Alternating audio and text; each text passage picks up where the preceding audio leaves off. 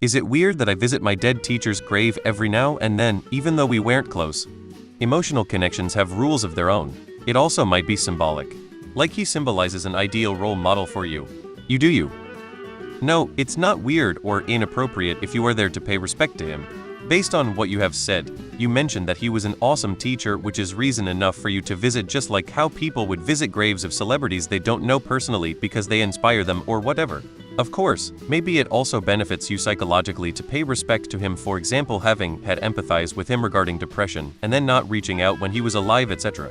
I think he would be happy to know he made an impact on a student.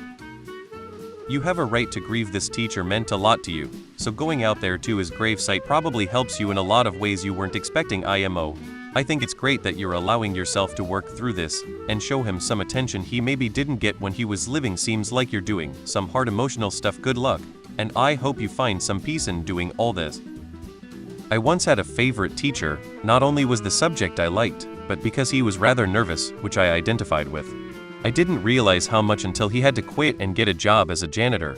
He then died shortly thereafter of cancer. While I don't visit his grave, I think it would mean a lot to his wife and kids if they knew someone was looking out for his grave. This is very touching and bittersweet story. I can see why you would do it. If it feels right and like something you want to do, that is good and perfectly fine. A very human thing. Most teachers I know go into teaching to inspire students to enrich their lives and find meaning, both for their students and themselves. I think your teacher would be both deeply moved and very proud of you. No, it's not weird or inappropriate. I do like to think somehow that the time he spent as your teacher helped you be the person you are today. It's only weird if you start to feel guilt or uncomfortable about it. If you are wondering if you are weird in general, then yes, you are weird. No big deal. Everyone is weird. So you have more in common with people than you think. Talk about it to complete strangers. Some will judge you, but they were going to judge you with zero information anyway. Hopefully some will relate and share weird things they do.